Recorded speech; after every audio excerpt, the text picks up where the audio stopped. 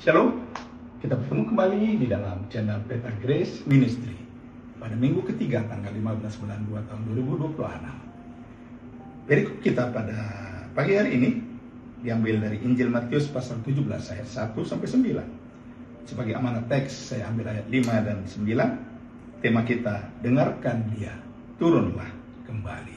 Sebelumnya kita berdoa. Bapa, terima kasih untuk kebaikan Tuhan dalam hidup kami. Ini minggu ketiga Bapak dalam bulan Februari ini. Kami percaya berkat kasih karunia-Mu terus ada bersama dengan kami. Lindungi kami, berkati kami, urapi kami. Khususnya sepanjang channel ini ada. Sehingga dengan demikian Bapak, kami boleh mengerti firman-Mu, kami boleh melakukannya. Baik di dalam rumah tangga kami, dalam pekerjaan kami, bahkan di dalam pelayanan kami. Kami berdoa di dalam nama Tuhan Yesus. Amin. Saudara, dengarkan Dia dan turunlah kembali. Injil Matius 17 ayat 1 sampai 9. Saudara-saudari yang dikasihi Tuhan, dalam kehidupan iman kita ada saat-saat di mana kita ingin berhenti, bukan karena lelah berjalan bersama Tuhan, tetapi justru karena kita sedang berada di momen rohani yang begitu indah. Doa terasa hidup, firman terasa berbicara, ibadah terasa menguatkan.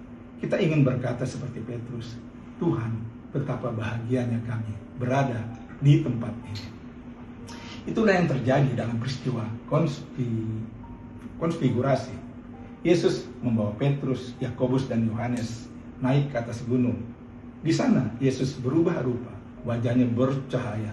Musa dan Elia menampakkan diri, saudara, melambangkan hukum dan nabi. Dan semuanya menunjuk kepada Yesus sebagai penggenapnya. Secara doktrinal, peristiwa ini menyingkapkan identitas Yesus yang sejati. Ia bukan sekedar guru, saudara, bukan hanya nabi, tetapi anak Allah yang mulia.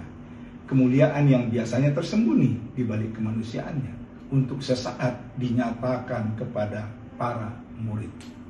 Dan di tengah kekaguman itulah terdengarlah suara dari surga menjadi amanat pertama kita hari ini, ayat 5. Inilah anakku yang kukasihi, kepadanya lah aku berkenan. Dengarkanlah dia. Ini pernyataan teologis yang sangat kuat, saudara. Allah Bapa sendiri mengafirmasi Yesus.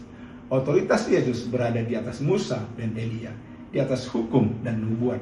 Maka pusat iman Kristen bukan tradisi, bukan pengalaman, bukan perasaan, melainkan mendengarkan dan menaati Kristus. Namun secara pastoral, suara ini juga menegur kita. Seringkali kita lebih suka berbicara tentang Yesus daripada mendengarkan Yesus. Kita sibuk membangun kemah rohani, rutinitas, program, bahkan kenyamanan iman.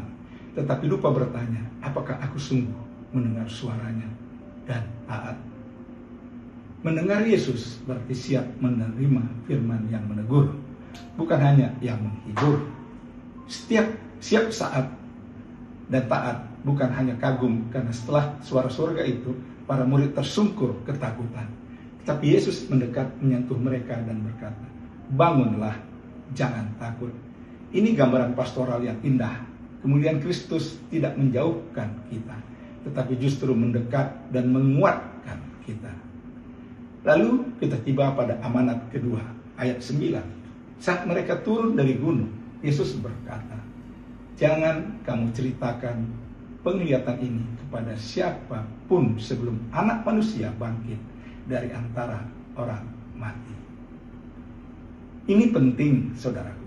Pengalaman rohani di atas gunung tidak boleh dilepaskan dari salib dan kebangkitan. Kemuliaan tanpa salib akan menjadi iman yang dangkal. Yesus membawa murid-murid turun kembali ke realitas, ke dunia yang penuh penderitaan, penuh konflik dan pelayanan.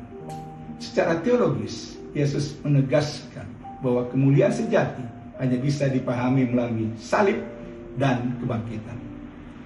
Tanpa kebangkitan, transfigurasi hanya menjadi pengalaman spektakuler tanpa makna penebusan. Secara pastoral, ini berbicara kuat kepada kita hari ini.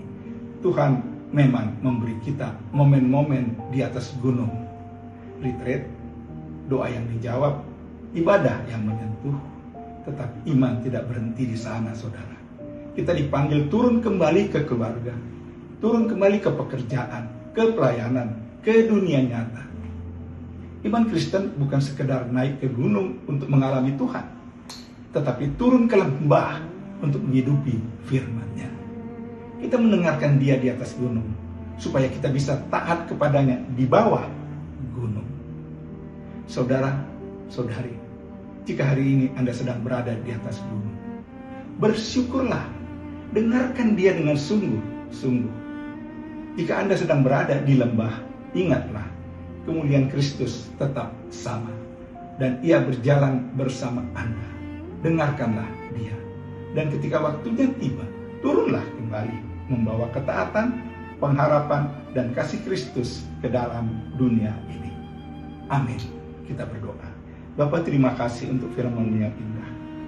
Transfigurasi memang tidak punya makna yang dalam jika tanpa salib dan kebangkitan.